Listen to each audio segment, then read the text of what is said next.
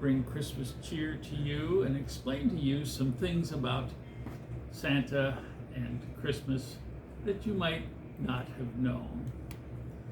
Now, Christmas originally was designed for people to receive presents, and we in this culture are expanding the notion of Christmas in this way, that we suggest that we can live without fear and we can live without worrying. It allows us to love everyone and everything, and it allows us to develop the notion of giving and of forgiving. Now, because of some problems that we've had in the world, like COVID, which many of you are familiar with, Santa Claus isn't able to see all the people in this world. So, my helpers and I ask you to help us. So every week, if you have a chance, and if the children in your family have a chance, we ask you to make something and give it away. Now, I only get to give away presents one day a year, on Christmas Eve and Christmas Day. Now, what could you make? Well, you could make a craft, a piece of art, or you could just write a little note. I love you, Grandma. I love you, Mom. Or I love you, Dad. Or just go and sit next to your grandma and smile and be with her. They will love it, and you will feel just the way I do and all of my elves and helpers do around the world. Now, you may not know some of the history of Christmas, but I'm going to tell you some things that might enlighten you about Christmas. Before Santa Claus came about the way you see me and in my colors, way back when the people, human beings, lived in caves, one night the lightning came down and hit a tree, and it lit one of the branches on fire. And one of the ladies came out, took the branch off, and brought it into the cave, and that is where we got fire.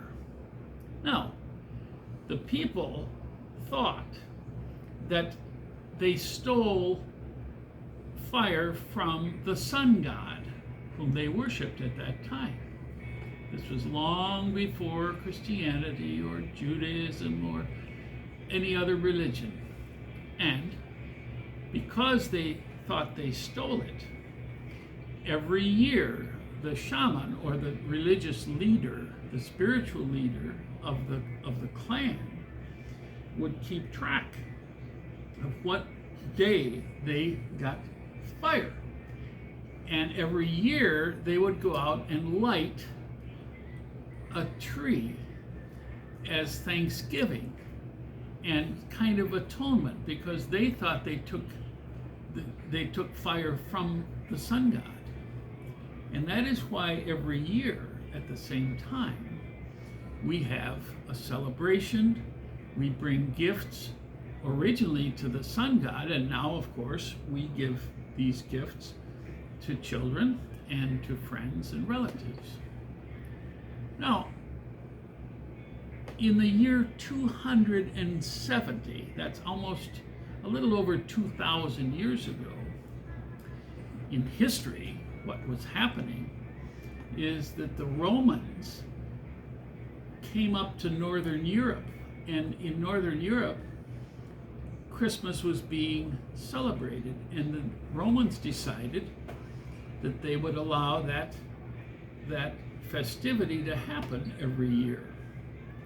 Now, they developed and kind of took charge of a saint who was born in Turkey, of all places, and And as he grew up, his parents died, and at night, the night before Christmas, he would go out and put coins in the stockings where the family's mothers had hung the stockings out to dry. So he would put coins in the stockings, and that's how the tradition came about that we have stockings at Christmas time.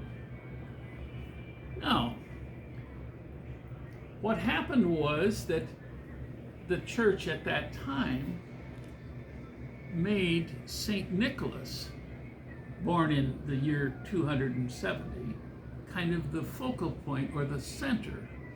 And so that developed the notion of St. Nicholas.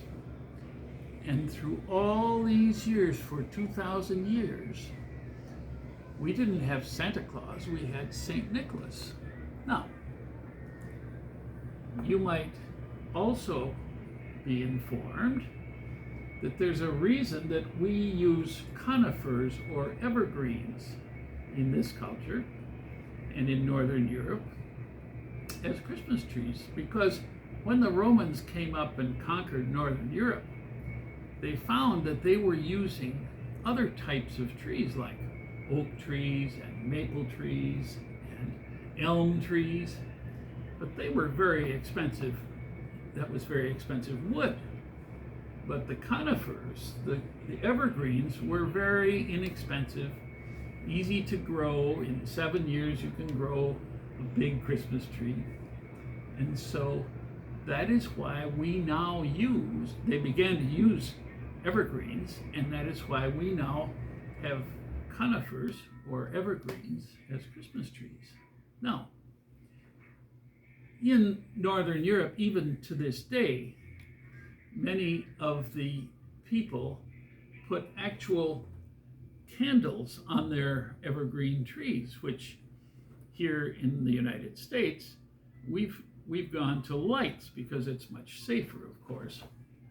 But that is representing the original lighting of the tree that the humans used to celebrate and give back to the sun god when mankind first came along and found fire. So we have a representative of fire in our trees, and we thank God for providing fire.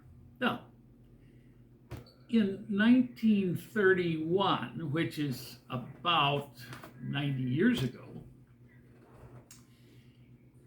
at Christmas time, the celebration used St. Nicholas, and he wore a brown shirt and buttons. But the wonderful company Coca-Cola wanted to advertise Coca-Cola all over the world, so they hired an artist from New York City to paint a picture of Santa Claus that looked just like me.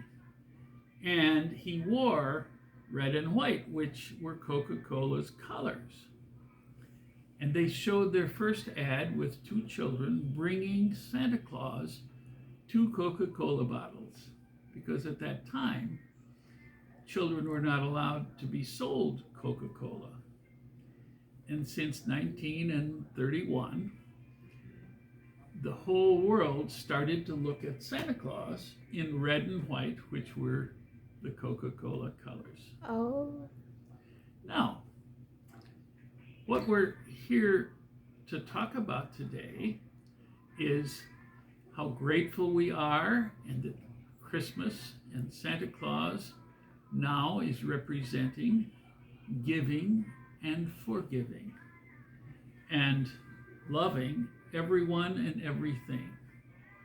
And I want to thank Linda and my friend Brian for inviting me here to tell this story to you all.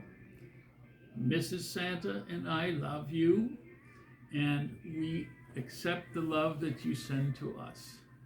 And thank you so much for taking the time to listen to this story. We love you. Oh, by the way, I want you to know that in this country, very often, I will bring a book to read to the children. Now, this is called The Night Before Christmas, and it's only about 10 pages, but many cultures know this story, and children listen to it, and they're usually very quiet, and the moms get them all to sit on the floor, and I read them this story. And it's a custom here. I don't know if it's a custom in the countries in which you live, but this is what happens here. Then the parents bring the presents and they give them to me, and I ask someone to help me read the names, and then each child gets a present from Santa Claus. Now, very often I will go to homes before Christmas Eve, and I will tell the children, now I want you to leave the door open on Christmas Eve, because if you have a chimney, I'm too fat and my clothes are too clean. I can't climb down your chimney. Now, in this day, most people don't have chimneys, but in the story about Santa Claus, he flies to your home and he comes down the chimney. Mm-hmm. And usually the children understand that they should leave the door open, and the custom is that since they are sleeping, they will leave milk and cookies out for Santa Claus, Mm-hmm. because they're sleeping. And the next morning, then the family gives them presents from Santa, and also from the relatives and moms and dads. So thank you again for listening to Santa Claus. We love you all. Yeah. By the way, what you can say about the people in Philippines, because we don't have the real Santa Claus in Philippines. Well, since I met Linda, I would love to come to the Philippines, and I understand that you celebrate Christmas for 2 or 3 months. In the United States, we only celebrate it in the month of December. I would love to come to the Philippines if you could stand a fat old guy with a beard who lives on the North Pole, of course.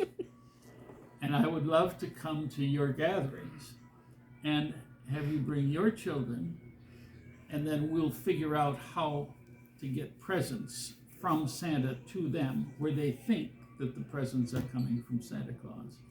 Because we do it here in a kind of a secret way.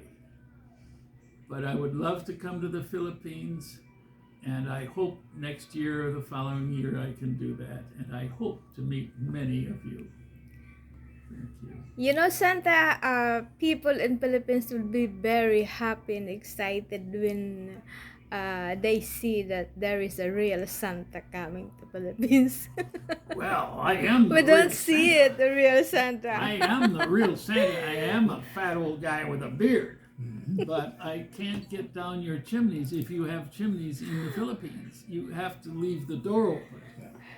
And Actually, in Baguio City, there is some houses there. There is a chimney. well, I will have to explain to the children. They're going to have to leave the door open because I don't fit, and I don't want to get all full of soot, like it says in this book called The Night Before Christmas. Mm-hmm. Oh. And thank you again. We love you all. Okay, thank you so much, Santa Claus. You're welcome. That was asked is